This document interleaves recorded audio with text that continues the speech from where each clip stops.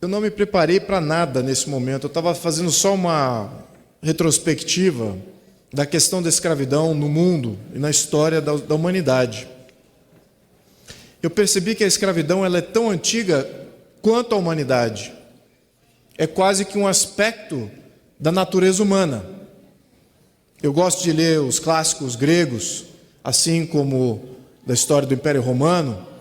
E naquela época, lá atrás, primeiros registros da história, existia sim escravidão.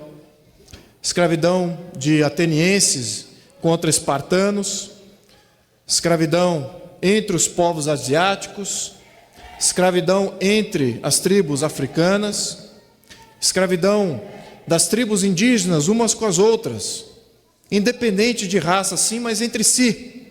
Faz parte de um aspecto do ser humano. Então, nesse contexto, é muito importante entender o que combate a escravidão. É muito importante entender o porquê que existe a escravidão no ser humano. Deputado, eu estou querendo pedir como...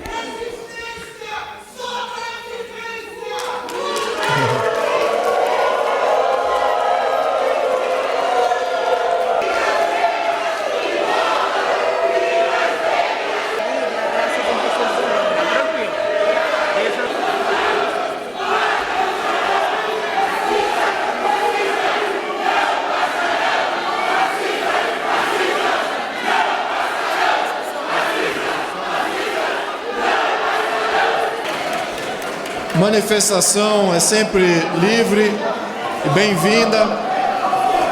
E eu acho que esse momento pontua exatamente isso. Há vozes dissonantes, há verdades e inverdades sendo contadas por grupos díspares. E esses são tolerados numa arena, numa assembleia, tranquilamente. Mas eu rogo a Deus que a verdade prevaleça. Somente a Ele é capaz de iluminar as almas perdidas na sombra das mentiras. Eu espero que Ele esteja me iluminando nesse momento e que me faça aqui um mero comunicador daquilo que nós concebemos como sendo a verdade. Gostaria de terminar aqui minha fala, e não vai ser um término muito rápido, porque eu fui interrompido no meio, de que a natureza humana nos leva a esses grandes conflitos. Nos leva a esses conflitos de escravizar o outro. Isso faz parte da nossa natureza, isso faz parte do ser humano. Como é que combatemos isso? Essa que é a grande questão. Como que saímos e combatemos a nossa própria natureza? Na evolução da humanidade, essa consciência já se desenvolveu. Como que isso foi feito? Iniciou-se, sim, imagine então, olhando para trás, 3, 4, 5 mil anos atrás, em que todos os povos, escravizavam uns aos outros. Em que momento isso começa a ser debelado? Começa a ser debelado quando existe, sim, pessoas com consciência de que escravidão não é bom. A consciência humana, essa combate a própria natureza humana. Essa sim que tem que ser valorizada. E a consciência humana, ela só brota no momento de paz. A paz, ela só existe, ela só é capaz de existir quando existe todo um contexto de paz. Uma cidade com ordem, com regras, com leis, com constituições. Aí sim, quando a paz social impera, a consciência brota. E dessa consciência vem, sim, a indignação com as diferenças. A indignação de opressor e oprimido. A luta contra o escravagismo começa quando a consciência é elevada, não quando a consciência é subalterna, está lutando aí por situações de sobrevivência. A consciência não brota quando se está em amargura, em deficiência grave de sobrevivência, se combatendo aí os elementos. Então, somente num sistema de paz e ordem, a consciência humana brota. E sim, a consciência contra o escravagismo brota. Isso começou na Grécia Antiga. 2000 anos antes de Cristo, até 1000 anos antes de Cristo, algumas cidades de Atenas, ao redor da Grécia Antiga, já haviam libertado, já haviam abandonado o escravagismo. Solon, em 700 anos antes de Cristo, havia decretado o fim da escravatura na Grécia Antiga. E por que ela não prevaleceu? Por que aquela escravatura que ele decretou ali não prevaleceu nos outros povos? Porque os outros povos sim eram dominados ainda por suas motivações não conscientes de busca de poder, busca de expansão ilimitada daquilo que eles acreditavam que ser a paz através da guerra, da expansão. Muito bem. No contexto moderno, isso se perdeu completamente. Voltamos aqui a 2000 anos atrás. Estou fazendo uma regressão aqui, histórica, da questão de escravatura para chegar no momento atual. 2000 anos atrás, quando temos aí o povo egípcio escravizando o povo judeu, e a grande fuga que foi promovida ali com Moisés, a consciência sim do povo judeu, de que aquela situação não era digna daquele povo. A luta sempre existiu pelo abolicionismo, diferentes povos, diferentes momentos da história. Acelerando a questão do ponto de vista do Brasil, quando que o abolicionismo cresce? Quando que o abolicionismo ganha força? É quando o Estado brasileiro é criado, quando existem leis e regramentos constitucionais, de acordo com a Constituição de 1824, que permite paz e ordem na terra. A consciência começa a se elevar, a indignação contra a escravatura começa a se elevar. Somente em condições de paz e ordem social, e sim valores, sem dúvida. Lembrando aqui, voltando um pouquinho na história, se não fosse o cristianismo, não haveria libertação de escravos na Europa? Sim.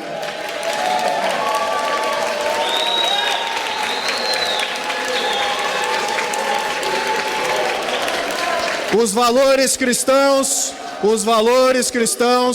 criaram sim o fim da escravatura nas tribos europeias. Deram um norte moral para as famílias fundadoras, sim, encabeçando os seus territórios, e nos seus territórios eles decretavam sim o fim da escravatura, porque aquilo não era moral, não era aceito pelo cristianismo. A influência sim, aqui vemos então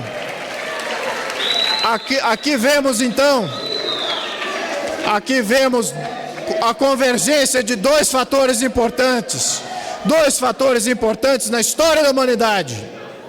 A criação do Estado, que domina a história, que domina as leis e as ordens.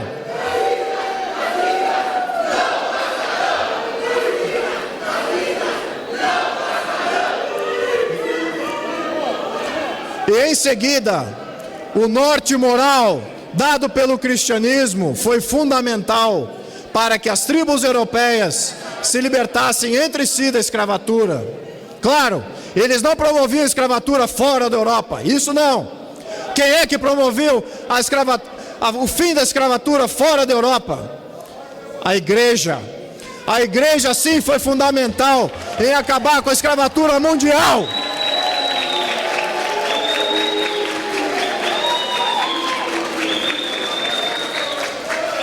Então, senhores, nesse momento eu gostaria de incorporar um terceiro grupo que foi fundamental para a abolição efetiva e mundial, independente uma das outras, esses movimentos abolicionistas, os ativistas abolicionistas, dotados sim de uma consciência cristã, vivendo sim em paz, criada por um Estado de Direito.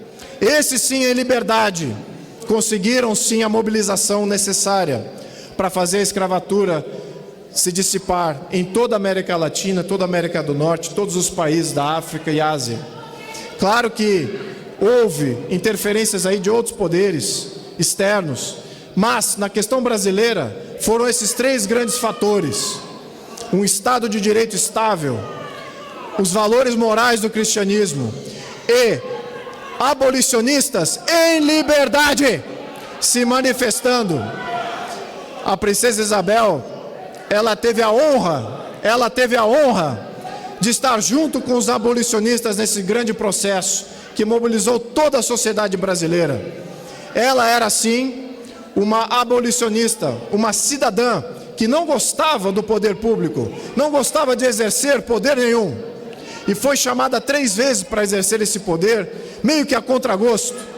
Gostava assim de sua família, gostava assim de ficar em casa e educar seus filhos, e também se iluminar com os conhecimentos que existiam fora do Brasil.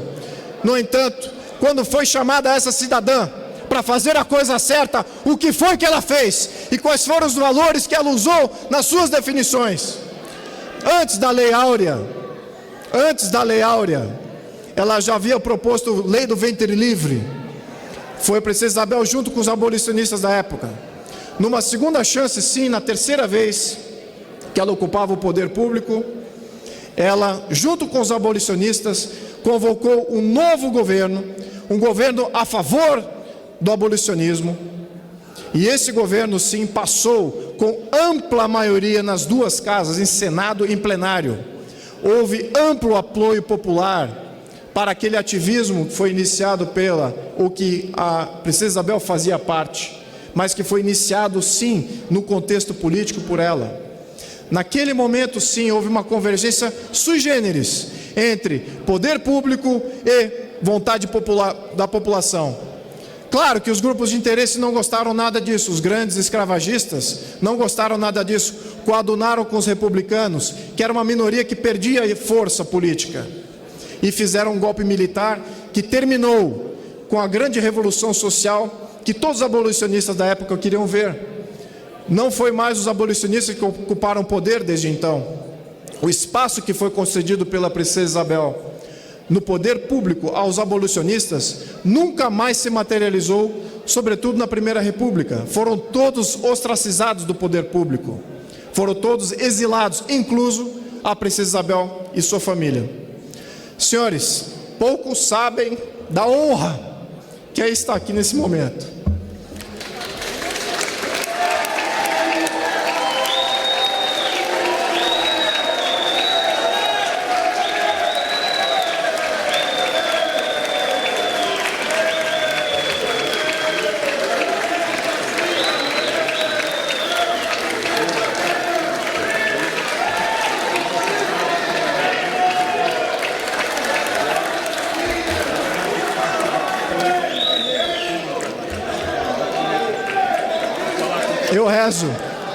Eu rezo sinceramente que Deus abençoe vocês, que Deus abençoe vocês, que Deus abençoe vocês, dê muita luz, e entenda que aqui vem do fundo do meu coração, isso que eu estou dizendo não é narrativa, é a pura verdade, é a pura verdade.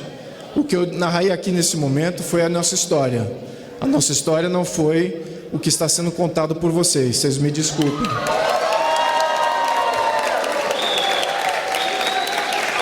Eu espero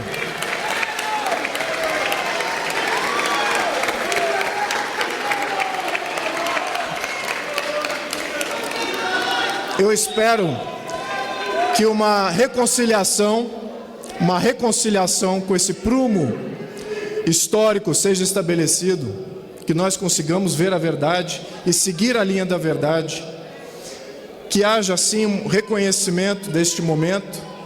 Eu gostaria de agradecer aos 100 mil paulistanos, mais de 100 mil paulistanos, paulistas do estado de São Paulo, que me colocaram neste momento, sabendo que eu não representava nenhuma causa local do estado de São Paulo, mas sim me contaram que representava sim um contexto nacional.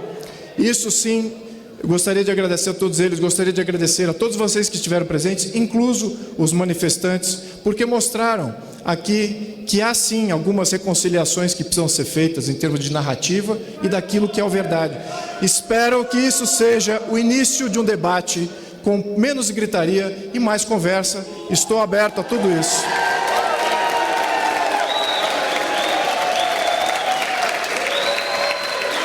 Senhores,